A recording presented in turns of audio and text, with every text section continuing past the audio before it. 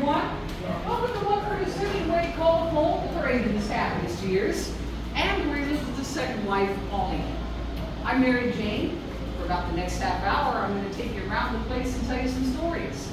First, I want to mention, photography is allowed in the house, but making a video of the tour is not. And I'll be glad to answer all questions at the end of the tour. Now I'm going to tell you about the man in the portrait. His name was Asa Forsyth Tift, and he was the designer and builder of his home. Originally from Connecticut, he was by profession a naval architect, but he also had a very sharp business mind. In the early 1800s, his main business in Key West was the shipwreck and salvage industry, and it made this town one of the richest in the country. Sensing opportunity, Tift came down here, and within 20 years, he made himself one of the richest men in Florida. He spared no expense to build his family a fine and hurricane-proof home. He bought the second highest point on the island. Then his workmen started carving out large blocks of fossilized coral, which they built up as walls. After 3 years of construction, the house is finished in 1851.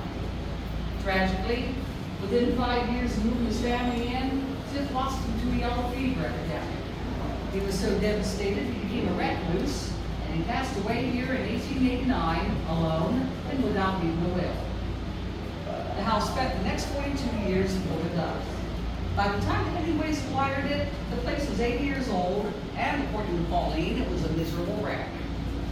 Well, she really couldn't complain, because this had been a wedding present from her rich Uncle Gus. After paying off $8,000 worth of back taxes on this property, Gus turned it over to the couple, and the Heminways moved in a few days before Christmas in 1931.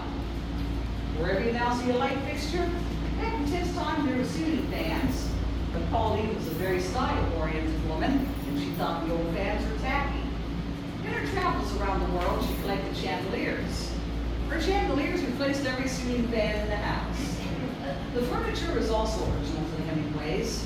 They collected most of it in the 2 years they spent in Paris, and about 80% of it comes from Spain and dates back to the 18th century. Well, now we're going to go across the hall and into the dining room, where I'll give you a brief rundown of Heminway's life and introduce all his wives.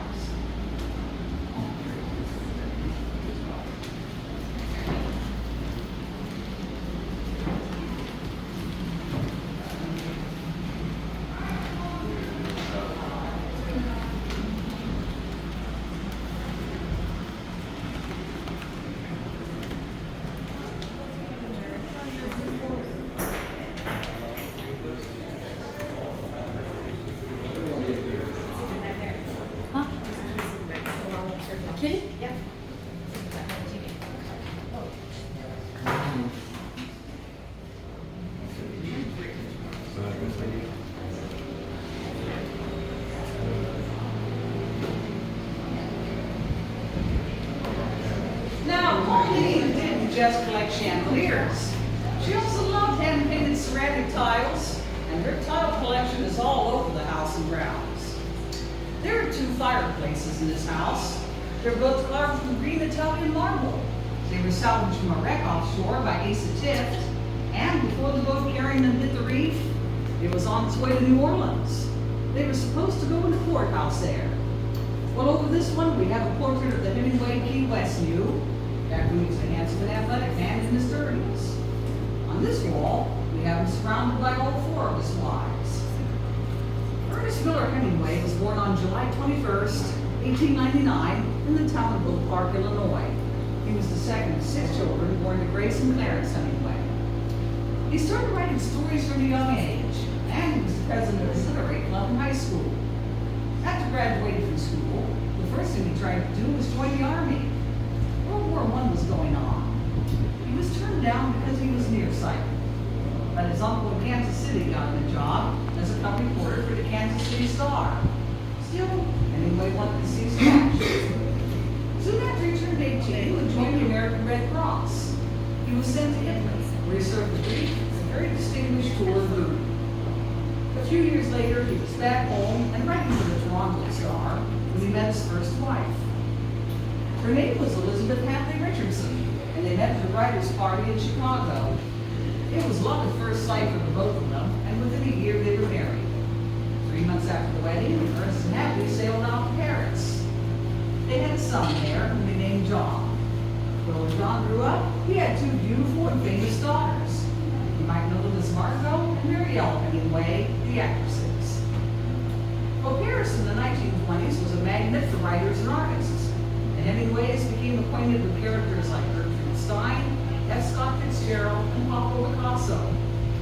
Well, Happy became best friends with a rich girl from Pickett, Arkansas, and her name was Pauline Pfeiffer.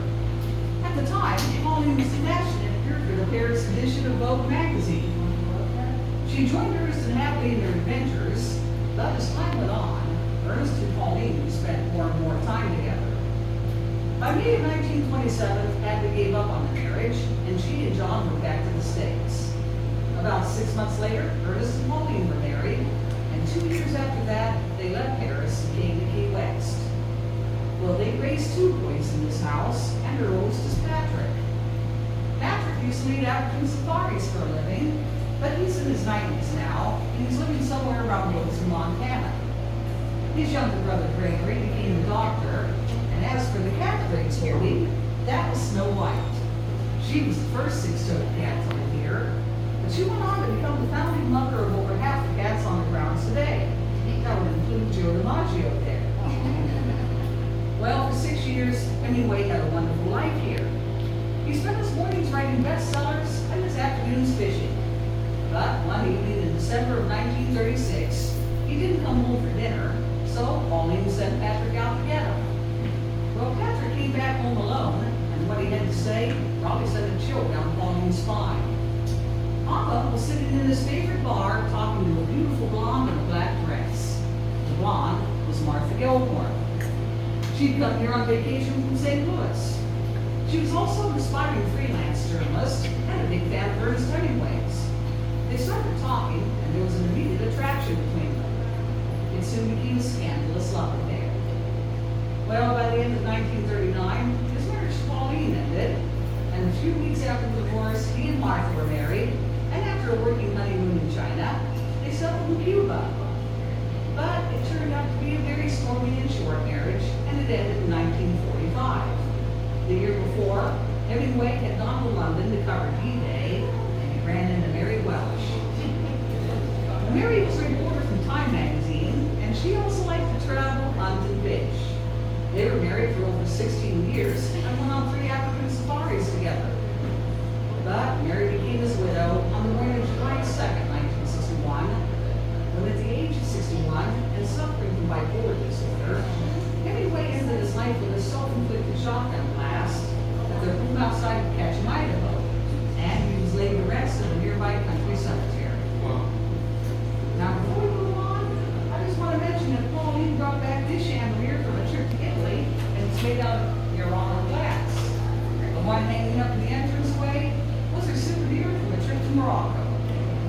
Well, we're going to head up the stairs now and turn to the small room on the left.